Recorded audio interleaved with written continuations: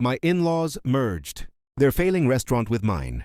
The attorney dissolved it fast. I always believed that family and business should be kept in separate rooms, preferably on opposite ends of the house. But when my in-laws approached me with their brilliant opportunity, I let myself be guided by guilt, obligation, and the hope of keeping peace. I own Willow and Flame, a small, warm restaurant known for home-style food and a reputation. Built from 14-hour days, burned fingers, and years of sacrifice. My in-laws, on the other hand, owned Harper's Grill, a once popular place that had crumbled under mismanagement, debts, and constant customer complaints. Still, they approached me one Sunday morning with bright smiles, talking as if they were offering me a gift instead of a burden. "We want to merge our restaurant with yours," my mother-in-law announced, sliding a stack of papers across my dining table as though she were handing over a birthday card. "You'll manage everything, and we'll all share the profits." Family unity, right? My husband sat beside me stiffly, eyes darting between us like he knew something was off but didn't want to confront his parents. I didn't want to either, but I scanned the papers anyway, full of vague terms, missing clauses, numbers scribbled instead of typed. It didn't look like a business proposal. It looked like a trap. "You'll bring our restaurant back to life," my father-in-law added confidently. "Everyone knows you're the talented one." The compliment felt like manipulation wrapped in sugar. I wanted to say no. I wanted to protect the business I had built with my own hands. But the pressure was heavy. My husband's pleading eyes, his mother's dramatic sighs, the underlying threat that saying no would turn every family gathering into silent warfare. So I agreed, not happily, not comfortably, but out of emotional exhaustion. Within 2 weeks, Harper's Grill was merged into Willow and Flame. Except it wasn't a merger, it was a takeover.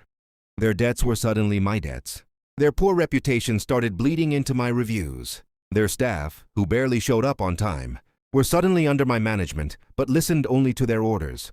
When I finally confronted my in-laws, my mother-in-law smiled sweetly and said, "Honey, that's how family helps each other. You'll fix it." That night I realized I wasn't just being taken advantage of. I was being used. I made one phone call to an attorney.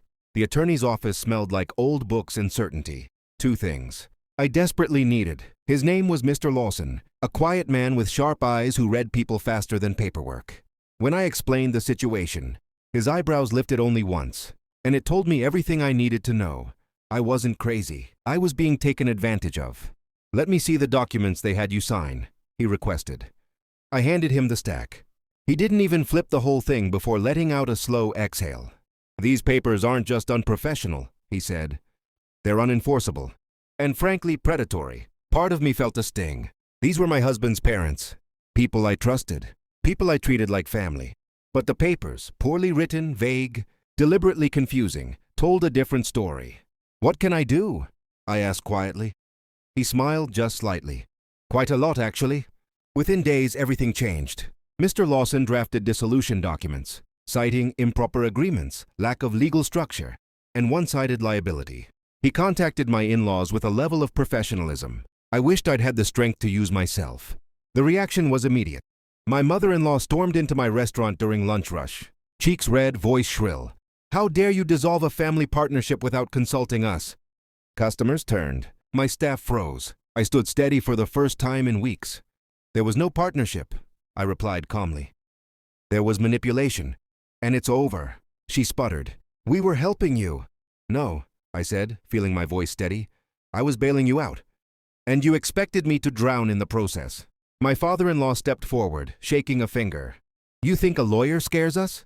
Mr. Lawson, who had arrived moments earlier for the meeting I scheduled, walked in right on cue. "You should be," he said calmly, placing a folder on the counter. "Because this dissolution is final, and if you attempt to interfere with her business again, we will proceed legally." The silence that followed was louder than their shouting. By the next week, Harper's Grill was officially separated. Their debts no longer touched my records. Their staff returned to their own payroll. My reviews climbed again, customers flowing back like nothing had happened. My husband apologized, genuinely, for not seeing it sooner. And while my relationship with my in-laws would never fully heal, I finally understood something. Family doesn't give you peace out of obligation. You earn peace by protecting yourself. And I did.